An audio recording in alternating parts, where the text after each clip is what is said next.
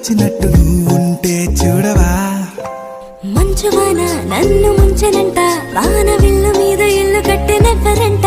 ఈ లోకమంతా నిన్ను చూసనంట, ఏ దిష్టి నిన్ను తాకకుండా ఇంటిలోన దాచుకుంటా. రంగు రంగు తారలన్నీ తొంగి తొంగి ఒక్కసారి చూస్తున్నా ఏంటిలా. ఆ పైన లేని వెన్నెలంత నేల మీదకొచ్చినట్టు నువ్వంటే